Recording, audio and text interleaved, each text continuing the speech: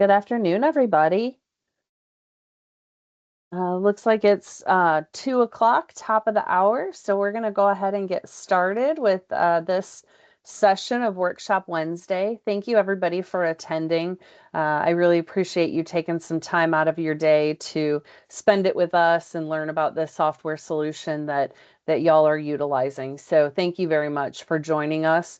So today we're going to jump into today's Workshop Wednesday topic.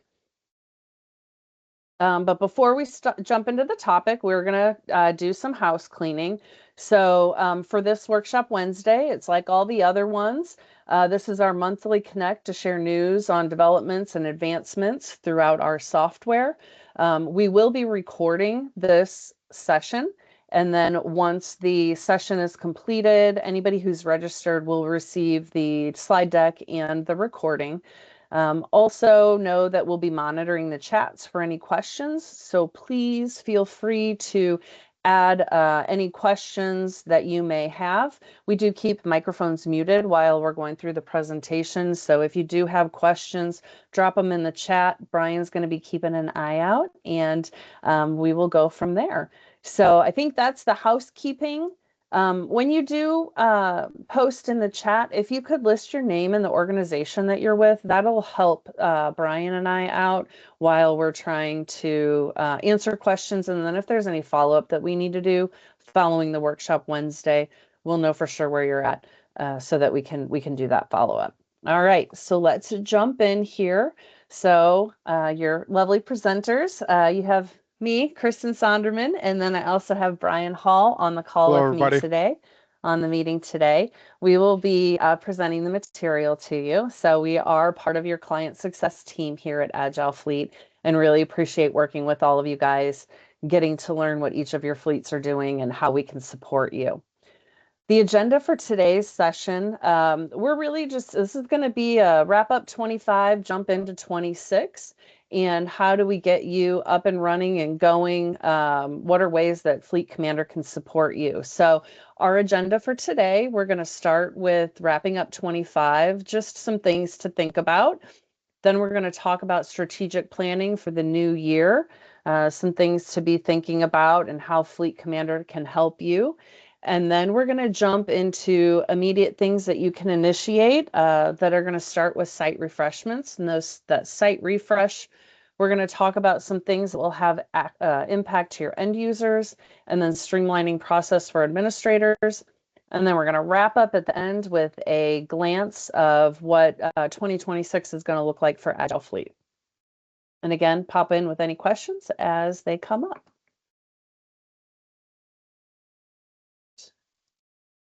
So just to jump right in, it's the end of the year. We're all getting ready for Christmas. If you haven't already, this is really a good time to sit down and reflect on 2025 and do a wrap up.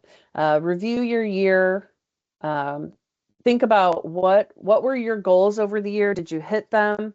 Were there roadblocks that you hit as you were going through the year that may affect the rollover of those goals into the next year? Were there any wins that you had as you were operating through 2025? And make sure that you pause to celebrate those wins. Highlight what you did well, and then did you overcome any of those unforeseen challenges? Because, in the fleet world, there are usually a few at least that get thrown our way. Make sure that as you're going through this process that you're documenting your successes, any moments where you had to pivot, and any of those challenges that you faced. And make sure that you're telling your story for what you did. Report out to your team on how things went. Make sure that you're sharing that report out to leadership. And don't forget that as you're reporting these things, maintaining is also winning. There are a lot of times where we overlook that we kept motor pool running, we kept the fleet operating at a consistent budget level. Those are still wins. So make sure that you're sharing those and reporting those out. And then as you're thinking and reflecting, make sure that you're also looking for opportunities where you can you can tell your story outside your agency. Look for those opportunities where you can apply for like NAFA top 100 fleets and things like that. Tell your story because there are a lot of great things that are happening within our clients and all of your fleets. So wrap up 25 and then let's jump into 26. As you're thinking about 26 and planning, again, what did you do well in 25? What do you want to continue? And what would you maybe want to change? Reflect on that and establish those goals for 26. What are your fleet initiatives and goals that you have? Do you already have them established? Map those out. If you know what those goals are, how are you going to get there and achieve them? And then also start tracking that now. I got some really good advice from one of my peers when I was a fleet manager at my previous position. I had not applied for the top 100 fleets previously, and his recommendation was when we got back, take the categories, map them out, and create your game plan, and then drop what you've done in each of those buckets as you do them instead of trying to wait until the end of the year and collect all of that data at that point. Same thing applies for just your regular goals. Make sure that you are reviewing that on a regular basis and talking to those as you're going through. And then as you're mapping that out, what can you streamline and what can you automate? How and where can you communicate your goals and progress towards achieving them? And then how can your resources help you with this? And that's really where we're going to come in. Where can Fleet Commander help you with your goals, your initiatives, and streamlining your processes? As fleet managers, we often are being asked to do more with the same or less. So how do you accomplish that, and how can Fleet Commander help you with that? So I just want to remind you of all of the functions that Fleet Commander can help you with. So when you look at the Fleet Commander model, we have two levels. We have our core product engine, and then we have our optional levels. So within our core product engine, it's the section that's in the gray inside that circle of this diagram. So we have driver and vehicle management. We have software hosting. And then within the solution, we provide analytics and reports, dashboards, and policy oversight. And so with each of these core products, there are reporting functions and ways to tell your story. And there's also a lot of automation that we can provide within these functions. With our optional modules, we have motor pool, key management, maintenance, fuel, risk management, and telematics. Are you using these optional modules within the software? And could any of these be added to your platform to help you automate and streamline some of those solutions? Our motor pool can help you leverage there's auto assigned features that you can use to leverage motor pool and streamline some of those administrative functions. Within key management, the key box solution, if you implement that, can automate the entire process of key management from pickup to return, and then also the risk mitigation of what happens with those keys when the vehicles are not in use. Our maintenance, fuel, and risk management modules, you can keep all of those records in one solution in one location if you're using Fleet Commander. And the costs for those can be tied back into the reservations. If you're using our billing functions, we can tie that all together. If you're utilizing telematics solutions, GPS Insight, Geotab, Sincera, or Verizon, those solutions, we can pull the mileage from the last engine shutoff and tie that back to the reservation, which can automate that process and then eliminate those manual mileage updates that might create errors, inconsistencies, and sometimes just the follow-up to get the information. So those are some of the additional services that we provide that you can review and see, are you maximizing this tool and this resource? What adjustments could you make to possibly integrate even further and streamline those things? All right. So after that overview, there are some actions you can take now to um, get things up and running and refreshed as you go into the new year. And so, really, I think a great starting point for that is a site refresh, a review and a refresh. I have this broken out into kind of two sections. So, we will hit the site portions, the site functions that affect the end users, and then we'll talk about some of the refreshes that you should look at from an administrative standpoint. So from the end user side, I think the first place that that you should look at for reviewing before you go into the new year is your welcome page. When was the last time this was updated? This welcome page is the landing page for all of your end users when they first come into Fleet Commander. Do you have relevant data on this page? Is it important information, stuff that they're going to want to read? Do you update this frequently? This can be a really great resource for communicating important information to your end users, keeping them updated on fresh new topics. And it doesn't always have to be just your basic fleet management information. You can post your wins here, the things that you're celebrating within your fleet team. You can post updates about road conditions. You know, if you're in colder climates and snow is starting to hit, maybe in November, December timeframe, you start updating driving safety habits for cold weather situations. September, school's getting ready to start. Let's think about being cautious and aware of school buses that are going to be back on the road and more kids, running around during rush hour time. Those kinds of things could be communicated and updated from this welcome page. So, how often do you update it? Is it relevant? And then leverage this tool to communicate that important information. If you want to make changes to this page, you can do this by going to, within the administration functions, going to configure, enterprise settings, layout, and then welcome text. Then you scroll down to the bottom of that page and you can adjust what you have on that page. As we're going through these recommendations and refreshes, if you have any questions on how to adjust this material, or you want to adjust it, but you're afraid to maybe mess with some of the formatting, please feel free to reach out to our team for some for tips and assistance. And you can also reach out to support for assistance on that stuff too. All right, so welcome page. Next is reviewing your policy. Do you have a regular cadence for policy review? Within my fleet, yeah, so do you have a cadence for your review? Are there any updates that are necessary to this policy? And what controls do you have in place within Fleet Commander for driver compliance and acknowledgement of your policy?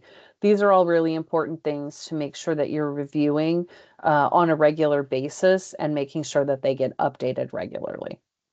Especially just to add into that, Kristen, especially at the beginning of the year, a lot of laws change come January. So it's a good time to kind of think about how some of those updates to laws can affect the way that your fleet's being operated, such as did marijuana get legalized within your state, and does your policy state anything in regard to transporting that within your vehicle, or could be any number of other laws that change over the course of the year that you want to consider in your fleet policy when you're reviewing it. So just another little tip to put out there to think about. Absolutely. That's a very good point. And then within this policy, when you update it, after you update it, you can repost it so that everybody has to acknowledge it as the next time that they log in. You can also set timeframes, on how frequently that policy needs to be updated. And so if you're going to make edits to it and you go to this configure enterprise settings policy path, you'll see the different options that you can select for acknowledgement and when it's newly posted.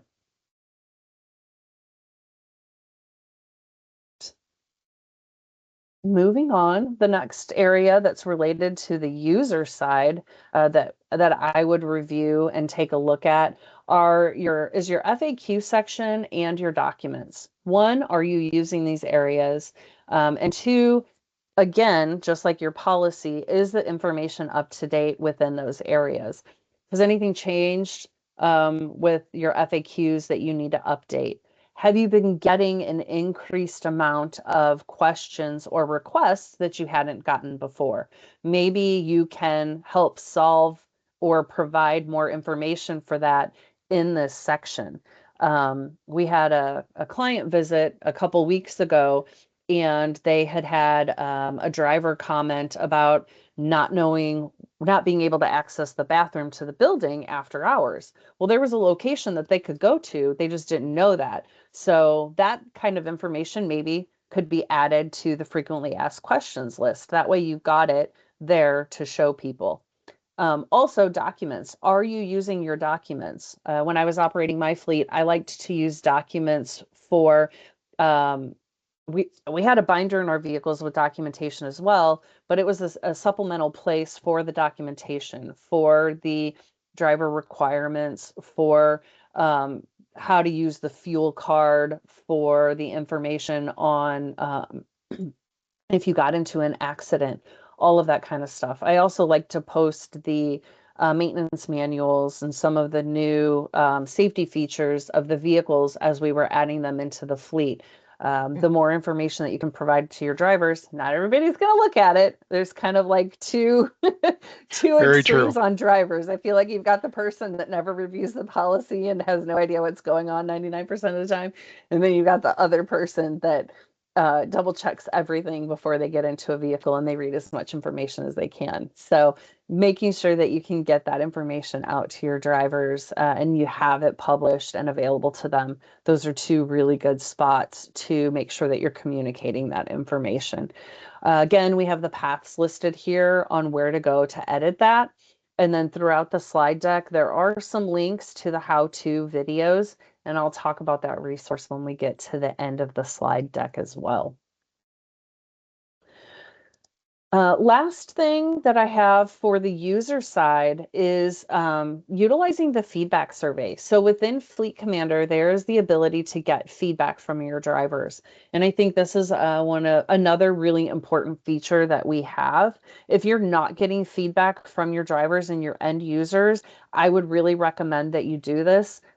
This is a way for you to see what their heartburns are, but I feel like more often than not, you're also going to get a lot of really great feedback on how awesome your staff is, how helpful they are, and things that are just going right with your pool. So encourage folks to utilize the feedback survey, and then make sure that you've got it accessible in multiple locations.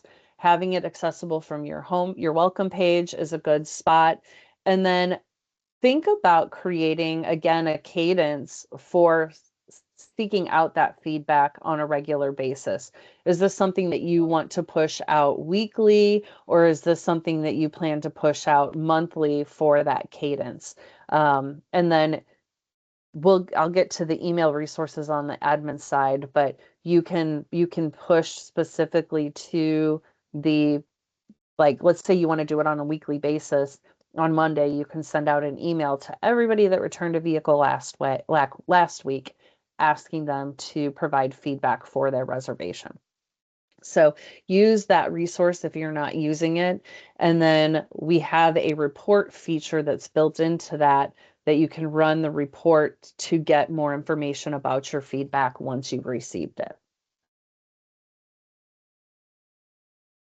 Brian, was there a chat comment? Yep. Yeah, I'm taking care of that. Okay, That's no problem. cool. Thank you.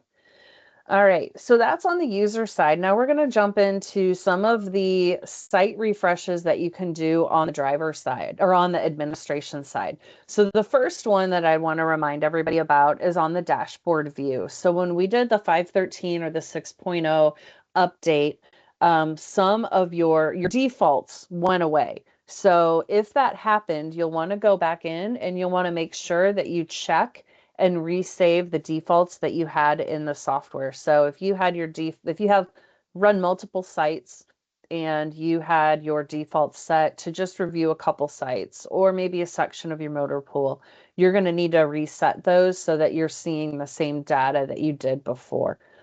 Also, and this is like my favorite trick, I was working in the software for like 3 years before I even knew this was an option, even though I've been on this page, I don't know how many times. I guess I never paid attention and read that little spot that's in the red box. But if you click that radio button, it gives you two lines of information within the vehicle departing and the vehicle's returning screens. So you have a little bit better visibility to what's going in and out. So my recommendation would be to select that radio button and get that two lines of information. Yes, I was running my fleet for 2 years or so before I realized that was there. I was going to insert a joke here about you reading the owner's manuals and things like that. I said there's two types of users, right, Brian? Exactly. Do as I say, not as I do. Exactly. Okay. So another area for the administrative side to think about and you can implement right away are the email templates. If you're not using them currently, I would really recommend again that you do this. You can utilize these several different types of email notifications from within FleetCommander. And I will let you know, there had previously been an issue when you went into some of these, the formatting was weird and it would lump all of the texts together. So like if you had, paragraphs and indentations and bullets, it didn't pull through when you actually sent the email. That's been corrected. Those issues are not there anymore. And so that regular email formatting, it comes over in a nice format now once you send them from this template. So this is a screenshot of some of the different types of emails that you can send to your users. You can request mileage if you're not using the key boxes and you need to request mileage on vehicles, you can use the request mileage feature that'll send an email to a list that you generate. The get feedback link is here. So this is where you would go to send that email to your um, designated set of drivers for seeking feedback for how the solution is going. There's also the user email tool. This one you can send to pretty much any type of user within the software, as long as you know how to kind of narrow it down to the right segmentation. So you can send it to all people that returned vehicles yesterday, or you can pull up that list and then find just the person that you need to email and then send that email to that person. There's also an email template for driver requester emails and then maintenance notification tool. The thing that I really like about the emails coming out of our software solution is that the system has an email log history of those emails. So if you are ever, as you are sending these emails, through the system, it's going to automatically log that. And then you're going to be able to go to this view email log and you're going to be able to run a report by user or date range of the emails that you sent to provide, backup for things that have been sent. For me on the fleet manager side, I liked to utilize this tool when I had people that were not compliant with the policy. So we had we were operating like a three strikes you're out kind of rule. And I liked to use this tool to notify drivers of non-compliance 1, non-compliance 2 with the supervisor and so forth. All right. As an administrator, I would also go through and check system settings. So when did you come online with FleetCommander, right? How many times have you reviewed your settings and do those settings still meet the criteria and the requirements that you have for your fleet? There are things that can be modified when you do on your reservation screen. What is your reservation start time and return time?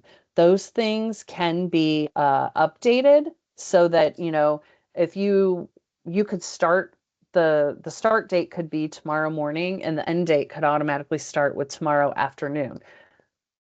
drivers can still update it, but that might help eliminate 1 or 2 clicks for the drivers on the end side or for you when you're making reservations on behalf of drivers.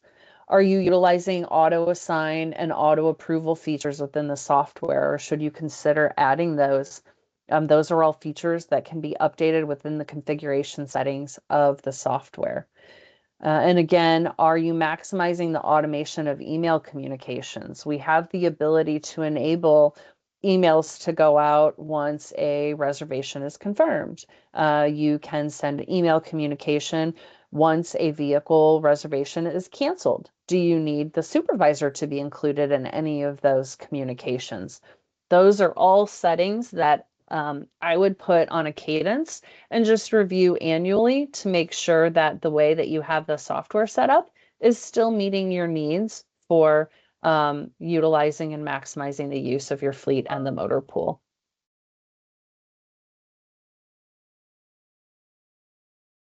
Okay, then next we have driver eligibility.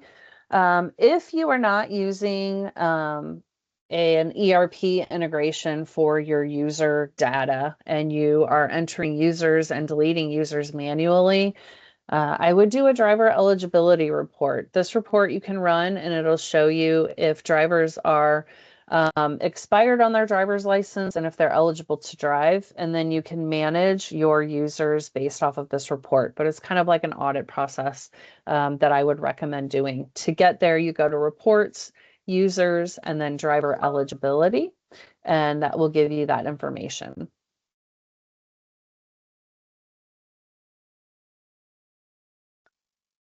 The next recommendation I have is on the billing rates. If you bill out through the software and put in billing rates, do you need to make adjustments with the new year coming up?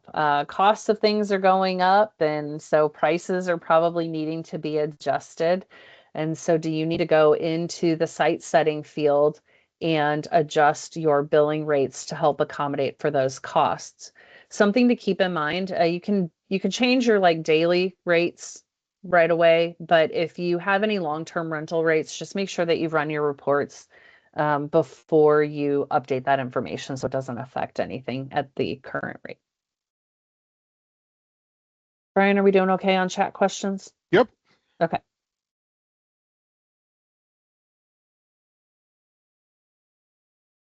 Trying to. Oops. Sorry, guys. Playing with this slide deck. Then the last recommendation that I have for the administrative side, this also coincides with the 513 upgrade, or the migration to 513. Double check all of your links on your page. Did you update your links when you migrated to the 513 upgrade? If not, some of your links may be broken and may not be working. They're going to need to be changed from an ASP link to a .NET link for them to work going forward. We reviewed and John went over this pretty extensively in the July workshop Wednesday that we did. And there's a good chunk of instructions, both in that slide deck and in the video on how to make those adjustments. So if you're a self-sufficient kind of person, not me, then you can hit that workshop Wednesday and there's all the things that you need to do it yourself. And then if at that point, if you need help and assistance, we're here and you can reach out to us for assistance on how to do that. All right, so this screen just kind of summarizes the site refresh checklist that we went through. All of those items that were listed above that I just went through are listed here as well. On the left-hand side in the white are the recommendations for review on the user side, and then on the right in the blue are the recommendations for adjustments to the administrative side. I also have a little star down there at the bottom. If you are running a key box, I would also recommend that you replace the battery within the key box at least every 2 years. Those batteries can go bad and may stop working at some point. that battery's there for backup in case your box goes down. So I would recommend replacing those every 2 years.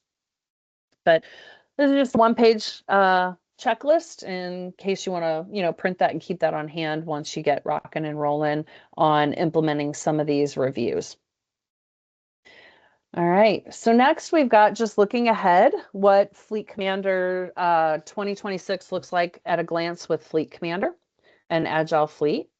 So in the next year, we're going to continue our workshop Wednesdays. They'll be every third Wednesday of the month at 2 p.m. Eastern Standard Time. I think we determined the next one in January is on the 21st, Brian. Is that right? I think so. Okay. Let me know if I got that wrong. We're going to be implementing a quarterly cadence as we go into the new year. And so that cadence, we're going to focus, one of the sessions each quarter will focus on tips and tricks with FleetCommander. Another one will be about system enhancements and new release highlights. And then we're going to do a client spotlight each quarter.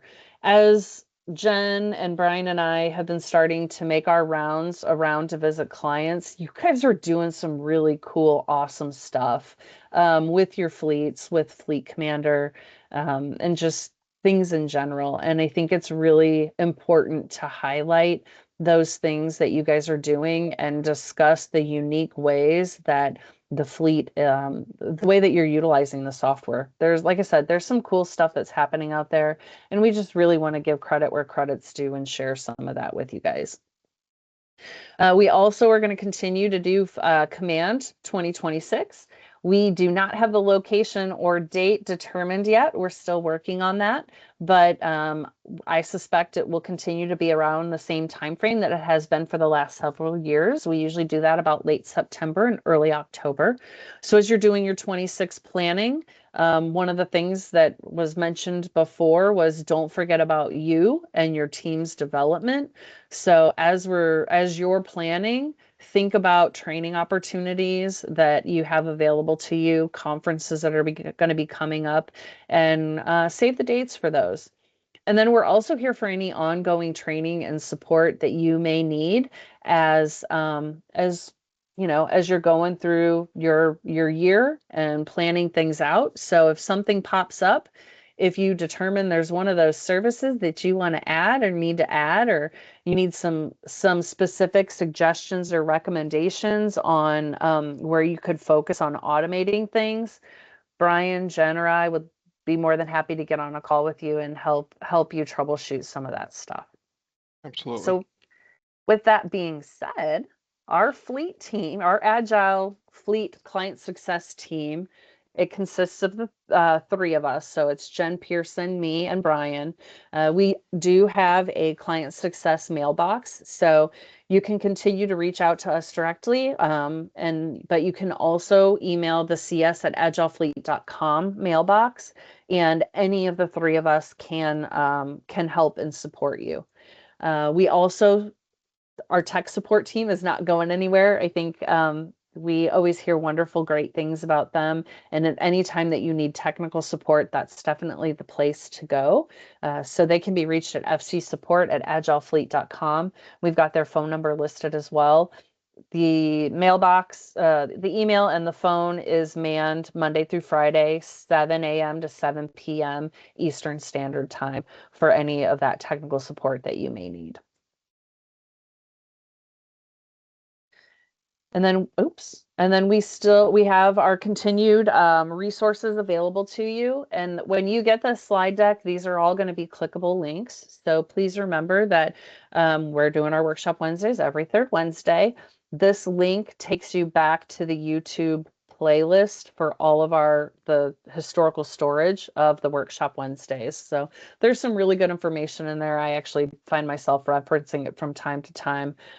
There's some really good workshops on reports. So as you're going through planning for 26 and reporting out for 25, you may want to reference some of the reports training that's out there for reports to help you report out on utilization and other KPIs.